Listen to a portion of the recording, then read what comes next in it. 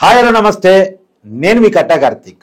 ఈరోజు శనివారం 12వ తారీఖు సిట్టు విచారణ ముందుకు ఏపీ లిక్కర్ స్కామ్ విచారణకు వైసీపీ మాజీ ఎంపీ విజయసాయిరెడ్డి హాజరు కాబోతా ఉన్నారు.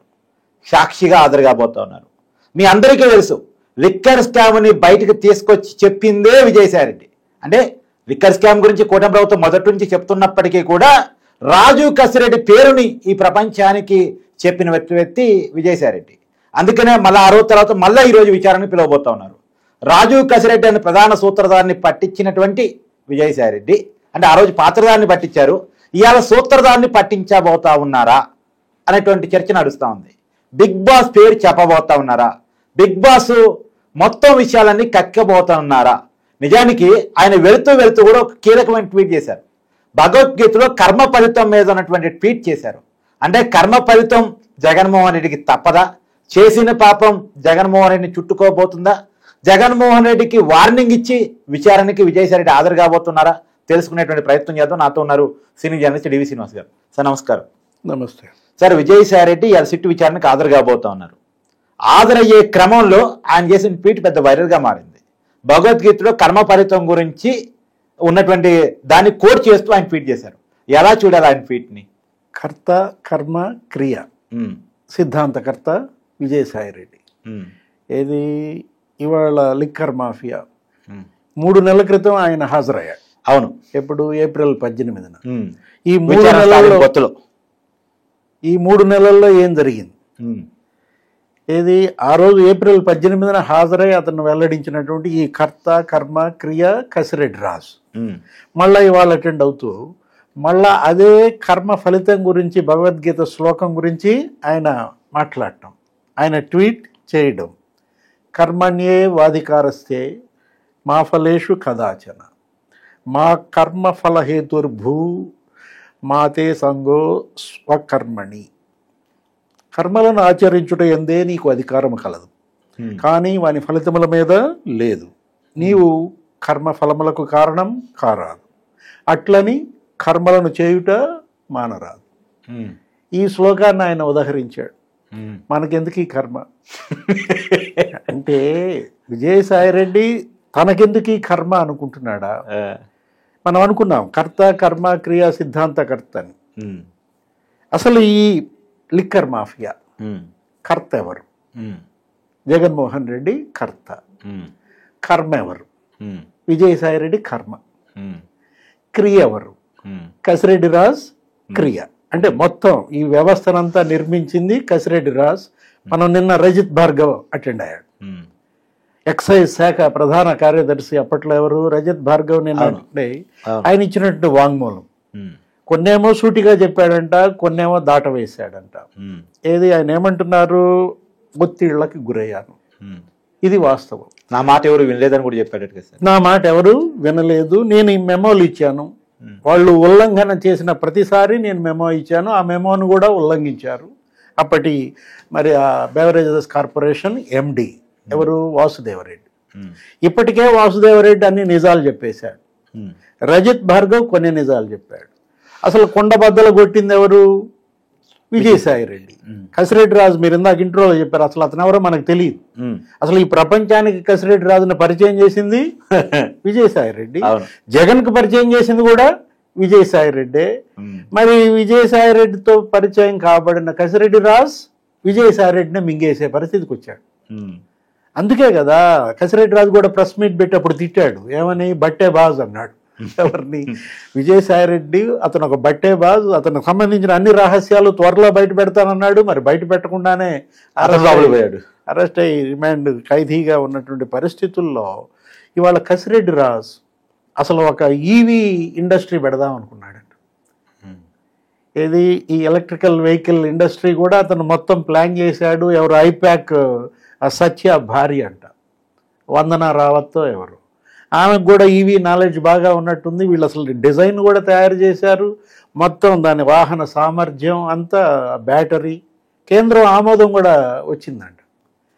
అంటే ఎక్కడి నుంచి ఎక్కడికి వెళ్ళారు? అటు సినిమాలు తీయటం, ఇటు ఈవీ ఇండస్ట్రీ పెట్టడం. అంటే వీళ్ళే ఒక కియా కార్ల ఇండస్ట్రీ పెట్టే స్థాయికి వచ్చారంటే ఎంత డబ్బు కొల్లగొట్టారు. ఇప్పుడు ఇవాళ ఈయన ఎవరు విజయసాయిరెడ్డి ఈ కర్మ ఫలితం అనుభవించక తప్పదు. భగవద్గీతలో కృష్ణుడు బోధించినా అదే, ఇవాళ విజయసాయిరెడ్డి ట్వీట్లోనూ అదే. ఏది ఇవాళ కర్మ ఫలితం ఎవరు అనుభవించాలా? ఈ స్కామ్ చేసినాడు ఎవరు? ఇప్పుడు ఈ 3 నెలల్లో ఏప్రిల్ నుంచి ఇప్పటిదాకా నువ్వు తీసుకుంటే ఎంతమంది అరెస్ట్ అయ్యారు? 11 మంది అరెస్ట్ అయ్యారు. చెవిరెడ్డి భాస్కర్ రెడ్డి, వెంకటేష్ నాయుడుతో సహా. వాళ్ళు ఏం చేయబోయారు? అసలు వాళ్ళు ఆఫ్రికాలో స్టీల్ ప్లాంట్, అక్కడ ఏది టాంజానియాలో స్టీల్ ప్లాంటు, జింబాబ్వేలోనేమో ఫుడ్ ప్రాసెసింగ్ ప్లాంట్స్. వారం రోజులు అక్కడే ఉన్నాడని చెప్పి భాస్కర్ రెడ్డి, మరి వెంకటేష్ నాయుడు మనకు చెప్పింది ఎవరు? Pranay Prakash, Tadepalli land mark apartment, అదేది క్యాష్ స్టాక్ పాయింట్ ఇన్ఛార్జ్. అతను కూడా మరి ఇంజనీరింగ్ పట్టభద్రుడు. అసలు వాళ్ళ నాన్న అయితే న్యూజిలాండ్లో మార్కెటింగ్ ప్రొఫెసర్ అనమాట. అంటే ఏ విధంగా అటు లా పట్టభద్రులు, ఇటు ఇంజనీరింగ్ పట్టభద్రులు, ఖరగ్పూర్లో ఐఐటీలో చదువుకున్న వాళ్ళని కూడా వాడేసి ఇవాళ డికార్ట్ లాజిస్టిక్స్ నుంచి మనం స్పష్టంగా కనపడుతోంది మనీ ట్రయల్. ఒక 32 కోట్లు జప్తు చేశారు. ఏసీబీ కోర్టు కూడా దానికి అనుమతించింది. ఏది అదాన్ డిస్టిలరీస్లో మరి 16 కోట్లే ఉన్నాయి ఆ ఖాతాలో. మొత్తం అన్నీ ఇవాళ జప్తు జరుగుతున్న దాంట్లో 32 కోట్లు అంటే ఎంత? Tip of the iceberg. 3200 కోట్లు ముడుపులు అన్నారు. 3200 కోట్లు రేపు హైకోర్టు జప్తు చేస్తుందా? అసలు ఈ స్కామ్ 32,000 కోట్లు వీళ్ళ జేబుల్లోకి వెళ్ళిపోయాయి. ఇప్పుడు 32,000 కోట్లు మరి సుప్రీంకోర్టు జప్తు చేయగలదా? ఎందుకంటే ఈ డబ్బు మొత్తం బాధితులకు ఉపయోగించాలి. మనం చూసాం ఏది అటు ఈడీ ఇప్పటికి దగ్గర 32,000 కోట్లు జప్తు చేసిందంట. అందులో 22,000 కోట్లు ఎవరివి? విజయ్ మాల్యా, నీరవ్ మోడీ, మహల్ చోక్సీ వాళ్ళ డబ్బు 22,000 కోట్లు జప్తు చేసి వాళ్ళ బాధితులకు ఉపయోగిస్తున్న నేపథ్యంలో ఇప్పుడు ఇది ఏది ఈ లిక్కర్ స్కామ్ జగన్మోహన్ రెడ్డి 5 ఏళ్లలో నీకు 99,600 కోట్లు క్యాష్ వసూలు చేశారు. అవును, జస్ట్ ఎంత? 400 crore. 0.062% మాత్రమే ఫోన్పే, జీపే. 100 రూపాయలు మద్యం చేయాలంటే నీకు తయారవ్వాలంటే కార్తీక్ 16 రూపాయలు అయ్యాయి. అవును, నీకు 84 రూపాయలు ట్యాక్సులు. 84% ఎవరికి వెళ్ళాలి? ప్రభుత్వ ఖజానాకి వెళ్ళాల్సిన డబ్బు వీళ్ళు ఏం చేశారు? వీళ్ళ జేబుల్లోకి వెళ్ళిపోయింది. అవును, అంటే 99,000 కోట్లకి వీళ్ళకి ఖర్చు అయింది మహా అయితే ఎంత అయి ఉంటుంది? ఒక 9,000 కోట్లు అయి ఉంటుంది. అవును, 90,000 కోట్లు వీళ్ళు సంపాదించారు. ఆ 90,000 కోట్లు ఎవరెవరు ఏ ఏ దేశాలకి ఎంతెంత వెళ్ళాయి, ఏ ఏ రంగంలో ఎంత పెట్టుబడులు పెట్టారు? మనం అనుకున్నాం టాంజానియా లేకపోతే జింబాబ్వే. అవును, ఎంత పోయింది? అసలు దుబాయ్కి ఎంత పోయింది? ఎంత పోయింది? అవును, ఏది వాళ్ళ దుబాయ్ వీళ్ళందరికీ భూతల స్వర్గంగా మారింది. అవును, వెంకటేష్ నాయుడు లేకపోతే వాడు మోహిత్ రెడ్డి, అతను చెవిరెడ్డి భాస్కర్ రెడ్డి వీళ్ళు దుబాయ్ పోవాలనుకున్నారు. ఎప్పుడు 8 నెలల క్రితం బెంగళూరు ఎయిర్పోర్ట్లో పట్టుకొచ్చారు. దేవినేని అవినాష్ అతను దుబాయ్ పోవాలనుకున్నాడు, శంషాబాద్ ఎయిర్పోర్ట్లో పట్టుకొచ్చాడు. అసలు కసిరెడ్డి రాజుని ఎక్కడి నుంచి పట్టుకొచ్చారు? దుబాయ్లోనే కదా. దుబాయ్ నుంచి వచ్చి మళ్ళీ అమెరికా పోదాం అనుకుని ఆ పాస్పోర్ట్ కూడా మార్చుకున్నాడు, పేరు కసిరెడ్డి రాజేష్ రెడ్డి అని మార్చాడు. అంటే ఇవాళ ఇంత పెద్ద ఎత్తున జాతి సంపద విదేశాలకు వెళ్ళింది. అంటే జగన్మోహన్ రెడ్డి మనీ లాండరింగ్ 1.0 తండ్రి ముఖ్యమంత్రిగా రాజశేఖర రెడ్డి హయాంలో 6 దేశాలకు చేశాడు. ఇదేంటిది మనీ లాండరింగ్ 2.0? ఎన్ని దేశాలకు చేశాడు? 16 దేశాలకు చేశాడా? 60 దేశాలకు చేశాడా? ఇవాళ ఈడీ ఎందుకు ఎంటర్ కాలేదు ఇంకా పూర్తి స్థాయిలో దీంట్లో? ఈడీ ఈసీఐఆర్ నమోదై ఇప్పటికీ మరి 2 నెలలు అయింది. మనకి ఎఫ్ఐఆర్ అంటాం, దాన్ని ఈసీఐఆర్ అంటాం. ఇప్పుడు ఢిల్లీ లిక్కర్ స్కామ్ లో చాలా అనుమానం ఏంటంటే జగన్మోహన్ రెడ్డికి ఎక్కడో అండదండలు ఉన్నాయి, అందుకే జగన్మోహన్ రెడ్డి గారి అరెస్టులు దాకా పోవట్లేదు. ఏ కేసు కూడా జగన్మోహన్ రెడ్డి గారి దాకా పోవట్లేదు. ఆ చుట్టుపక్కల ఉన్న వాళ్ళు అరెస్ట్ అవుతున్నారు, అదంతా ఓకే. కానీ పాత కేసులు ఉన్నాయి, కొత్త కేసులు ఉన్నాయి, అనేక అవినీతి మరకలు ఉన్నాయి, కానీ ఆరోపణలుగానే మిగిలిపోతున్నాయి కదా అనేది. అంటే ఇక ఇప్పుడు క్లైమాక్స్కి వచ్చేసింది, అంతేనా? ఇప్పుడు ఈ లిక్కర్ మాఫియా ఈ సినిమా ఇప్పుడు క్లైమాక్స్కి వచ్చేసింది. ఎప్పుడైతే చెవిరెడ్డి భాస్కర్ రెడ్డి అరెస్ట్ అయ్యాడో, ఎప్పుడైతే రజత్ భార్గవ్ వచ్చి వాంగ్మూలం ఇచ్చాడో, ఇవాళ సాయి రెడ్డి అరెస్ట్ అవటానికి సిద్ధంగా ఉన్నాడు. అతనేమి భయపడేవాడు కాదు. జగన్మోహన్ రెడ్డి ఏమన్నాడు, సాయిరెడ్డి భయపడ్డాడు అందుకే అతను మరి ఈ విధంగా చెప్తున్నాడు అన్నాడు. భయం అనేది నా బ్లడ్లో లేదన్నాడు ఇతను. ఎవరు? సాయిరెడ్డి. ఇప్పుడు నిజంగా భయం అనేది అతని బ్లడ్లో లేకపోతే కర్త కర్మ క్రియ కసిరెడ్డి రాజు కాదు జగన్మోహన్ రెడ్డి అని ఇవాళ సాయిరెడ్డి చెప్పేస్తే క్లైమాక్స్. ఎందుకంటే మిథున్ రెడ్డి ఆయన కూడా బెయిల్ జడ్జిమెంట్ వస్తుంది ఇవాళ రేపు. అది కేసు జడ్జిమెంట్ రిజర్వ్ చేశారు, వాదనలు కంప్లీట్ అయిన నేపథ్యంలో ఇప్పుడు ఇవాళ వీళ్ళెవ్వరికీ బెయిల్స్ రాల. ఎవరికి? ధనుంజయ రెడ్డి దగ్గర నుంచి, వైఎస్ కృష్ణమోహన్ రెడ్డి దగ్గర నుంచి.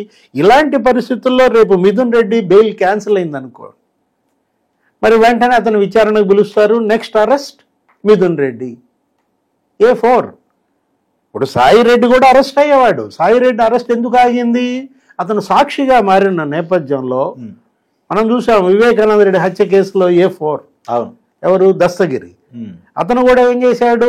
చంపిన వాళ్ళు అతను ఉన్నాడు, అప్రూవర్గా మారాడు, సాక్షిగా నాతో పాటు వీళ్ళందరూ కలిసి చంపారు అని అతను చెప్పిన దానిలో దానికి ఎంత బలం ఉంది.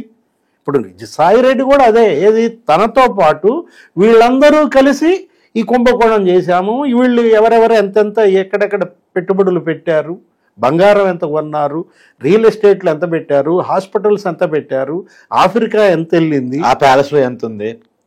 అప్పుడు ఏది డెన్లు అంటున్నారు. డెన్ జగన్మోహన్ రెడ్డి ప్యాలెస్ పక్కనే బెడ్, అది తాడేపల్లి డెన్ను, అది చెవిరెడ్డి భాస్కర్ రెడ్డిది 312 ల్యాండ్ మార్క్ అపార్ట్మెంట్. ఇక్కడ 5 డెన్లు ఉన్నాయన్నారు. ఎక్కడ? హైదరాబాద్ లో కాజాగూడలో ఒక డెన్, భూదాటి చాణక్య తల్లిదంట. లేకపోతే అత్తాపూర్లో ఒక డెన్, అసలు ఒక ఇండిపెండెంట్ హౌసే తీసుకుని ఆ ఇల్లంతా నోట్ల కట్టలు అట్టపెట్టెలతో నింపేశారు. ఆ నానక్రామ్ కూడా డెన్ మీకు తెలిసిందే.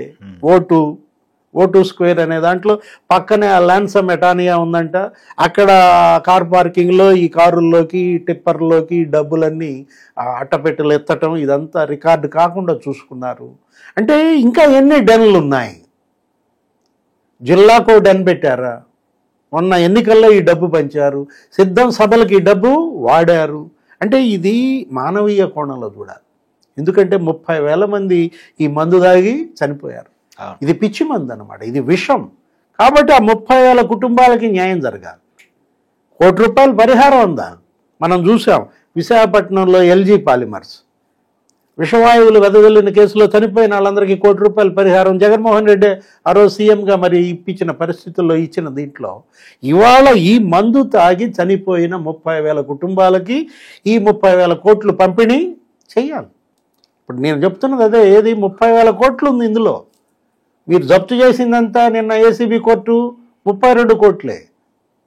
32,000 కోట్ల ఆస్తులు వెళ్ళి జప్తు చేసి అక్కడ చనిపోయిన అన్ని కుటుంబానికి కుటుంబానికి ₹1 కోటి చొప్పున ఇస్తేనే న్యాయం జరిగినట్టు. Thank you sir.